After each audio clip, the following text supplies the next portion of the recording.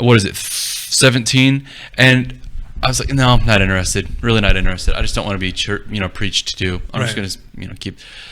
But then one day I didn't have anything else to listen to, so I thought, you know what? I've got this long car ride wherever I was headed to. It's 2 hours, whatever. Here we go. We'll give it a try. So I started off at number 5, Cain and Abel, the hostile brothers, and I was hooked immediately. I've never heard anyone describe the value of the Christian faith, the Western civilization way of life, as articulately and as reasonably as what Jordan Peterson does. And here's the craziest part about it: whether you agree with all of it, some of it, or none of it, he and I'll just show you a quick little thing here. We don't have to watch any of it, but you can see. Oops, he does these lectures in this lecture hall, right? A couple thousand people. All of these lectures, dead silence. You don't hear don't hear a door open and close. You could hear a needle drop. And he just for 60 minutes talks about the psychology of the flood and the importance of Noah and Noah's Ark.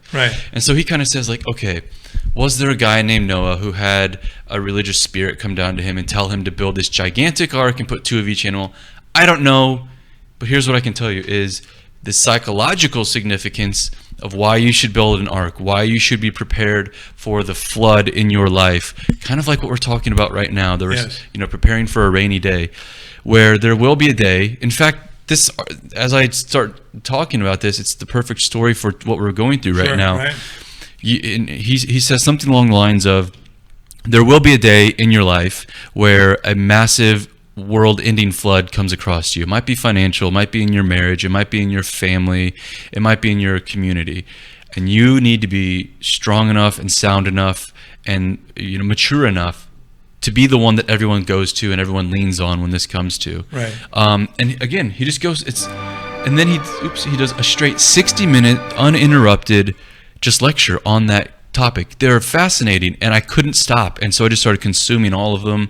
And he does an open 60-minute Q&A. I have to check that out. I've been looking for books that will show me examples of how people live under duress. And 2 I would recommend. And one is, my name is Ryan Derks. I'm running for Missouri's 5th Congressional District, and I approve this message.